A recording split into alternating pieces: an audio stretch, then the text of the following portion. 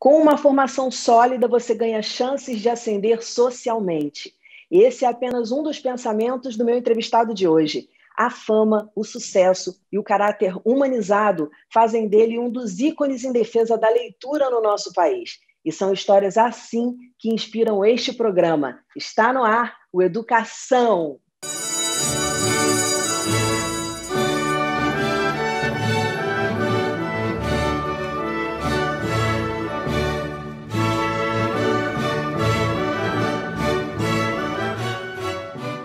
Meu convidado é o ator e humorista Hélio de la Penha. Hélio, muito bem-vindo ao Educação. Um prazer falar com você. E aí, gente? Para mim também é um prazer estar aqui com vocês. Muito Hélio, vou bom. começar lá da tua infância. Tem uma história muito curiosa que você viveu em Vila da Penha e sonhava em morar na Praça Sans Penha. Então, assim, eu achei fantástica essa coincidência e vem daí o seu nome artístico.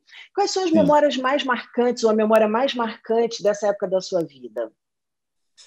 A Vila da Penha, naquela época, estou com 61 anos, então tem, enfim, quase 60 anos, 50 e tantos anos, que a Vila da Penha era um lugar completamente diferente do que é hoje, entendeu?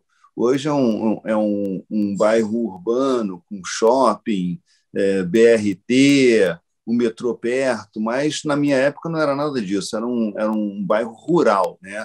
Ele tinha muitos terrenos baldios, muitos campos de futebol, tinha uma liberdade tremenda ali, as crianças, como eu e meus amigos, a gente brincava à vontade, os pais ficavam tranquilos, a gente podia sumir de manhã cedo, voltar na hora do jantar, que ninguém estava preocupado, achando que alguma coisa de ruim estava acontecendo. Se a gente demorasse na rua, era sinal de que a gente estava se divertindo muito. Então, essa paz não tem a ver só com escola, pelo que eu entendi. Eu acho que tem a ver com todo um universo que a criança está inserida naqueles primeiros anos, né, de existência no mundo. É isso? Certamente, um ambiente familiar, uma tranquilidade nesse ambiente, nessa coisa social estável, né? Sem atritos. Meus pais não brigavam, a gente não testemunhava gritaria, jogação de chinelo um em cima do outro, não tinha essa coisa. A gente somos 5 filhos, né? E a coisa sempre transcorreu da maneira mais tranquila possível, entendeu? Tanto que nós, filhos, a gente nunca se envolveu em brigas, mesmo briga de rua, assim, com um colega, não sei o quê, nunca teve essa coisa assim. Deve ter a ver também com temperamento, né? As pessoas têm temperamentos diferentes, enfim, reagem de forma diferente, né? Mas eu acho que ali, no nosso caso, isso contribuiu muito, entendeu? Para hoje eu ter esse espírito que você aí percebeu. E me diz uma coisa, você acha que eles escondiam quando brigavam, assim, iam para um canto, agora você mais adulto, olhando para trás, e também depois de conversar com eles como adulto, ou você acha que era deles mesmo? Era bem deles, porque assim havia uma discussão natural, entendeu? Sabe, um reclama do outro de alguma coisa, entendeu? Achava que uma coisa não estava certa, mas eu não acredito que eles fechassem a porta do quarto e aí se transformassem em outras pessoas, não. Eu acho que eles eram os mesmos dentro ou fora do quarto. E eles já se foram, né? Em 2018 morreram meu pai e minha mãe, mas a gente continua unidos, irmãos, a gente se fala. Eles tinham um discurso bem único, né?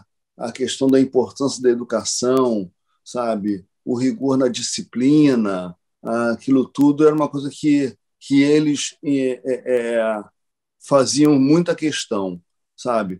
Mas, por outro lado, também tinha um ambiente de brincadeira. Meu pai era bem espirituoso, sabe? A coisa era bem tranquila. A minha mãe foi quem me alfabetizou e o meu pai também dava, né? Professora primária, e o meu pai também dava muita ênfase na educação, a um ponto tal, você vê que quando eu estudei uma escola primária lá com a minha mãe, né, e fiz a escola pública lá na Vila da Penha, e eu fiz já o antigo ginásio, né, que seria hoje o Fundamental 2, eu fiz no Colégio de São Bento.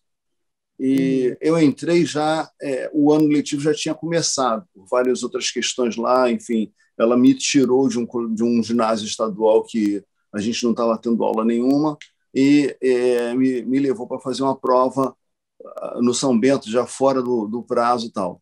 E então eu entrei num colégio que era completamente diferente do nosso dia a dia, que socialmente nem se fala, né?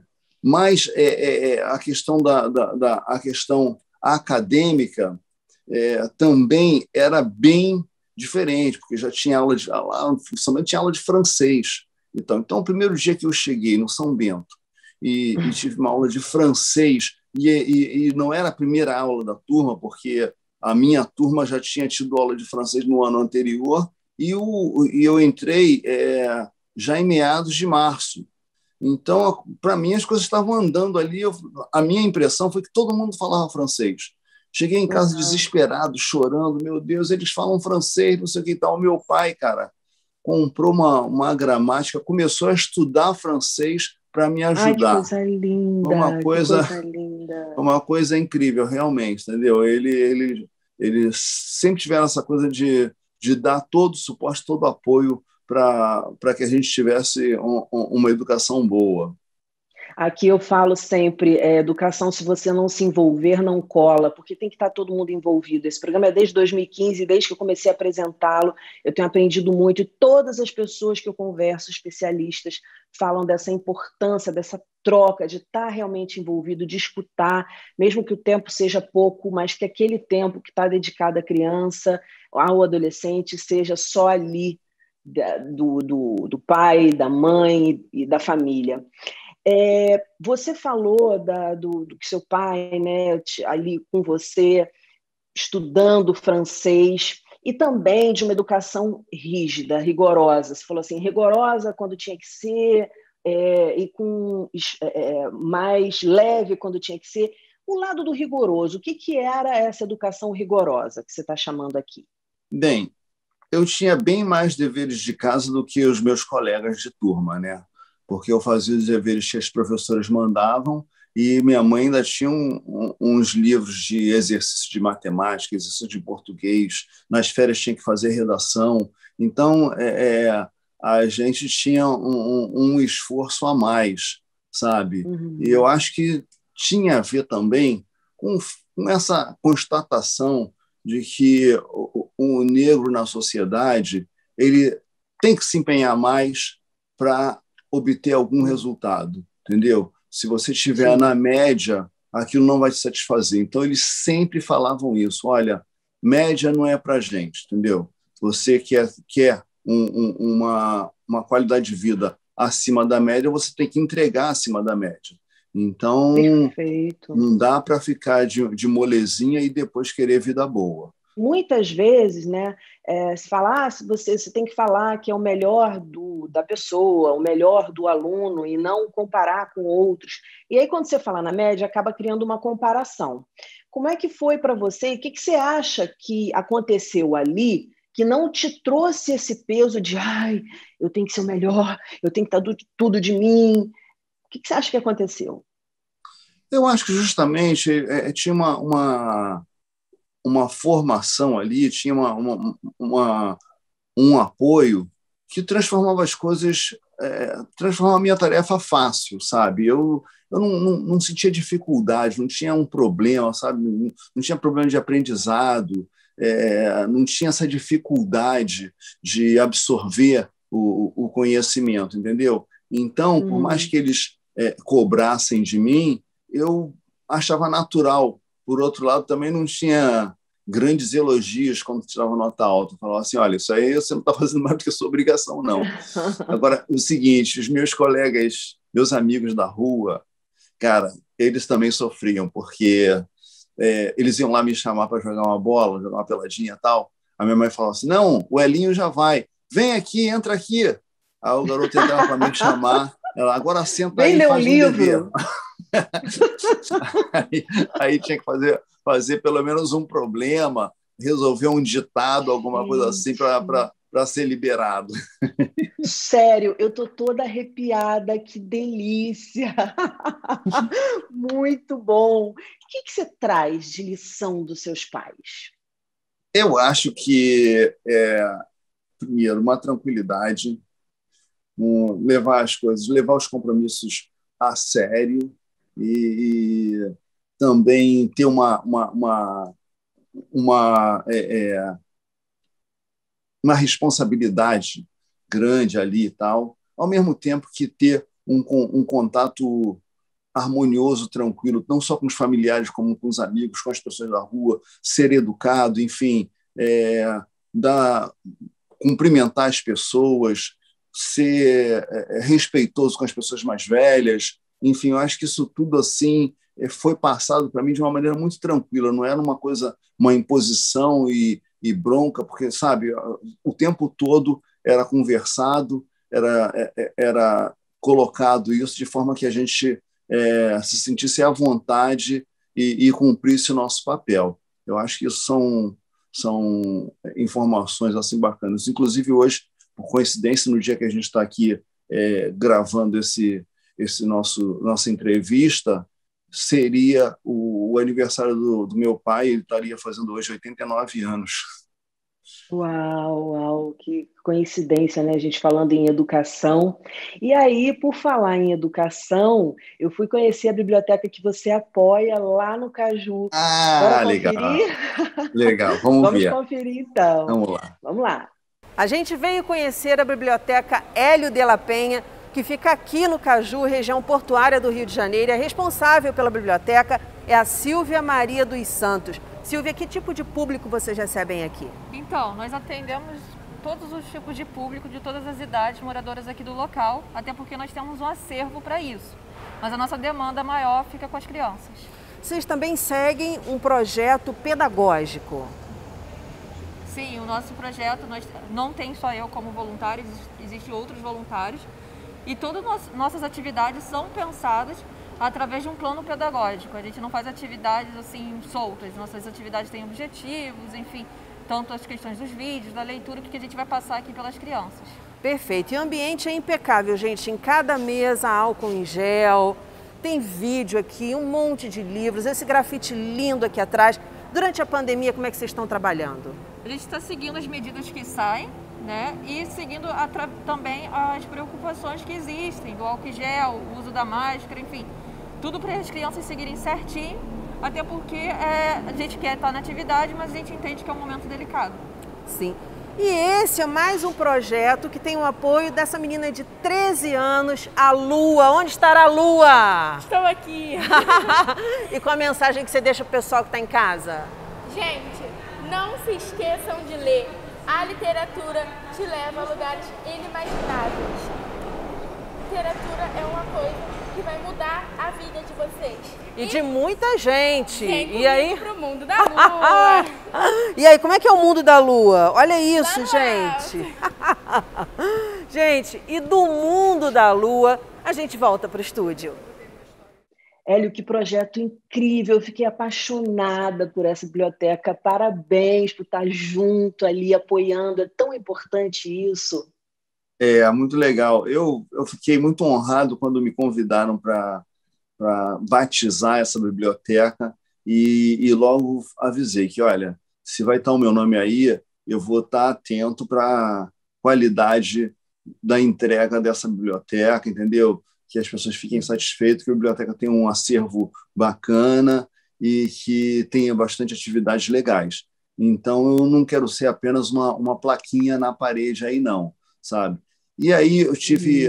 Essa minha tarefa está sendo muito facilitada pela Associação Filantrópica A Arte Salva, que tem no comando dela a Aldaria, e pela equipe de voluntários que está tocando a biblioteca. As meninas e os rapazes são ótimos e estão sempre atentos, ligados. A gente está o tempo todo em contato.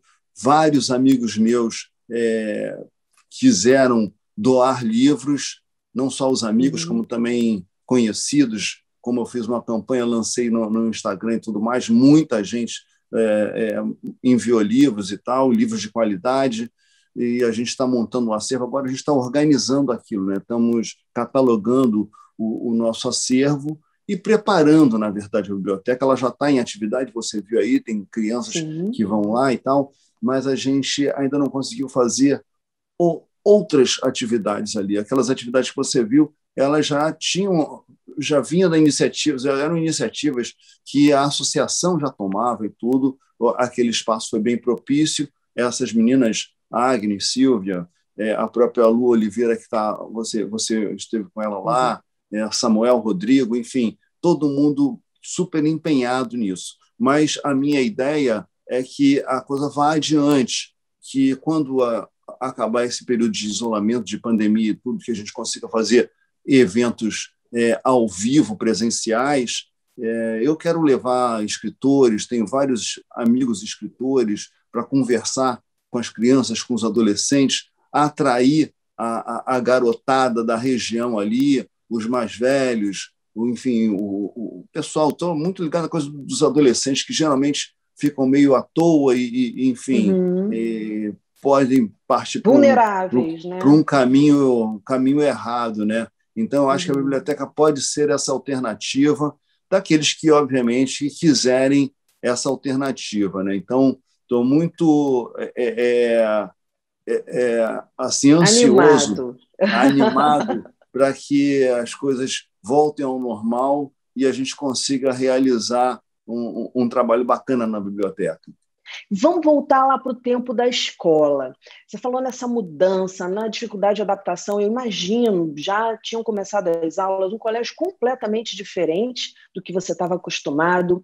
Qual foi o professor que mais marcou e que te trouxe uma lição que você guarda até hoje? Curiosamente, tem dois professores, meu professor de português, minha professora de matemática, eles são grandes referências para mim até hoje. O professor Cunha foi um professor que me ensinou gramática, ele era bem firme ali, era um ótimo professor, bem rigoroso também, mas eu gostava muito da coisa da gramática e aprendi bastante com ele, sabe? Recentemente, eu até fui visitá-lo, porque ele queria doar uns livros para a biblioteca.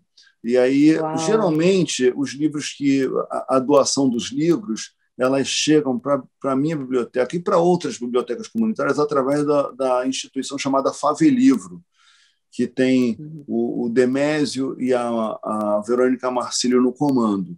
Mas, nesse caso, eu falei assim, não, professor, eu quero ir aí, até porque eu quero ver você e tal, e eu queria também entregar para ele, pessoal, em mãos, um livro meu, sabe? Resultado do trabalho dele, entende? E então isso foi um momento muito bacana, muito marcante. De outro lado tem a minha professora de matemática, a dona Sandra Carelli, que eu gostava muito. Ela me colocou muito interesse na matemática, muita curiosidade e tal. A matemática que São Bento adotava era uma matemática diferente, moderna, mas eu me adaptei muito bem naqueles estilos de ensino. E a dona Sandra também foi ela quem me conseguiu o meu primeiro estágio na engenharia. Você fez engenharia de produção, né? Engenharia de produção. Dessa sua trajetória toda, dessa mudança toda, como é que você descobriu o humor na tua vida? Porque em engenharia de produção a gente para e pensa, caramba, mas no humor, como é que foi isso? O que você acha que te levou para o humor? O que me levou para o humor é assim, foi curioso que eu conheci o Beto Silva e o Marcelo Madureira e a gente estava fazendo, a gente além de ser da mesma turma da engenharia, a gente também participava do movimento estudantil.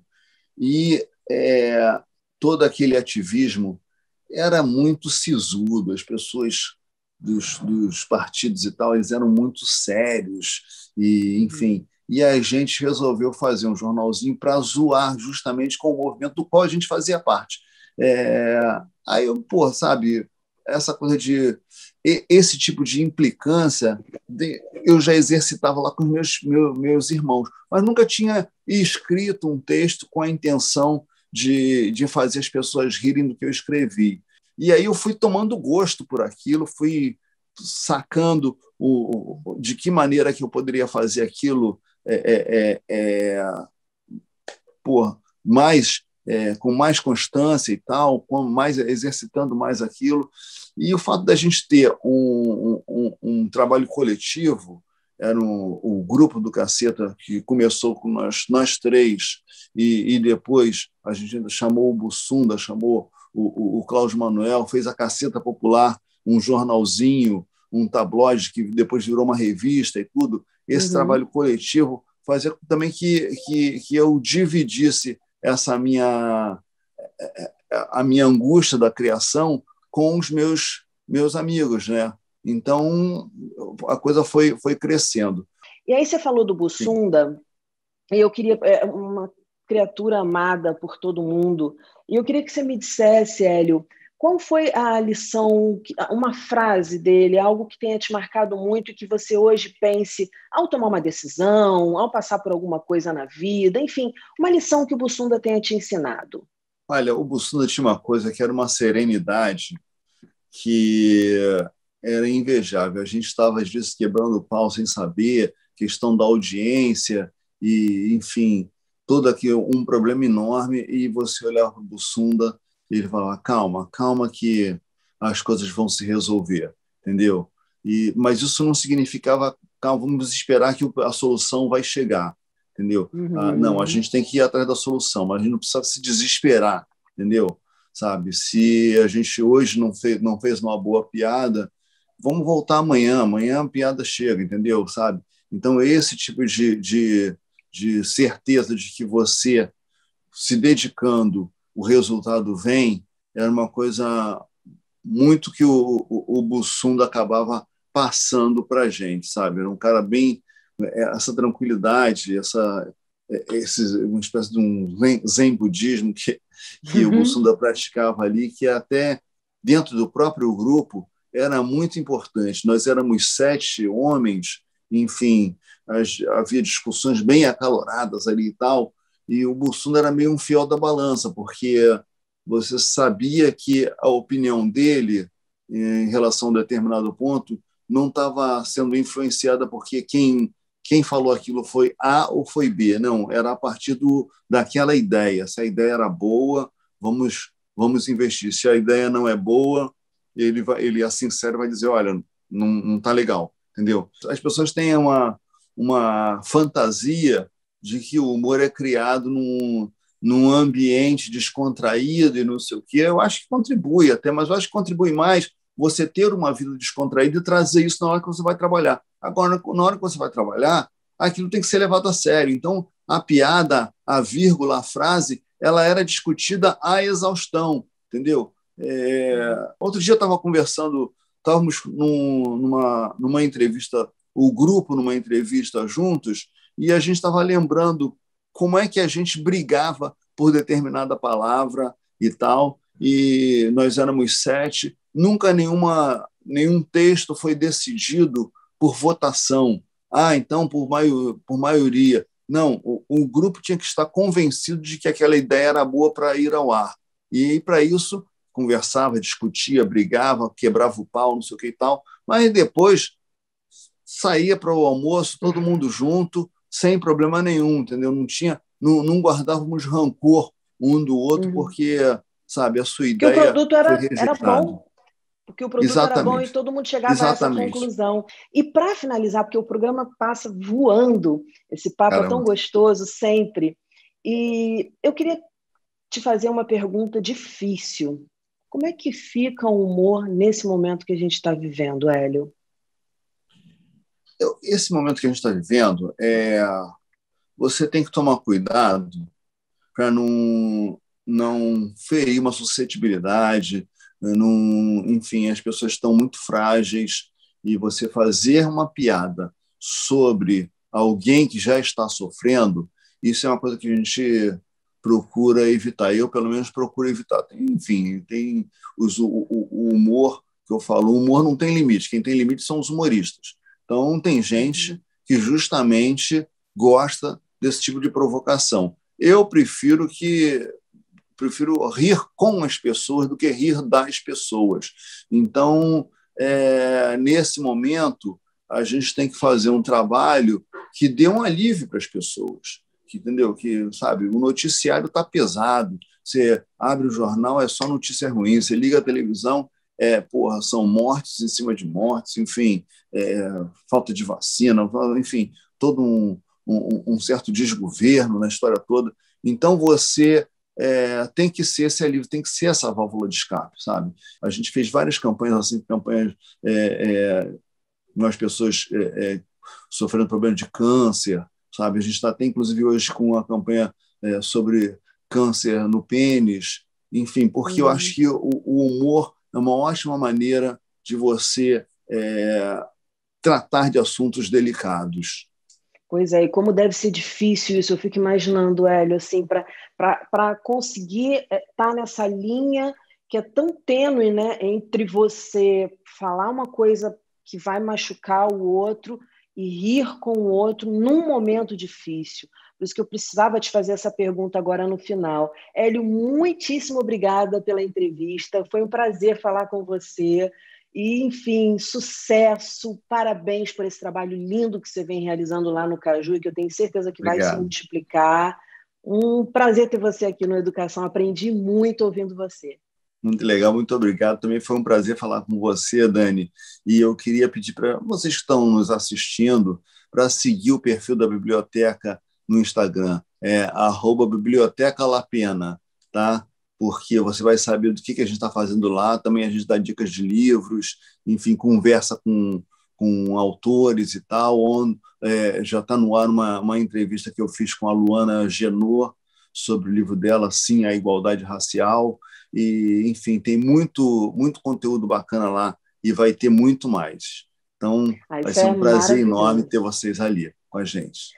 Isso é maravilhoso. Agora, então, que é tudo pela internet, mais uma vez, parabéns pelo trabalho. O nosso programa fica por aqui, mas na segunda-feira que vem tem muito mais às 9h. Educação, se você não se envolver, não cola. Momentos de paz, saúde e até lá.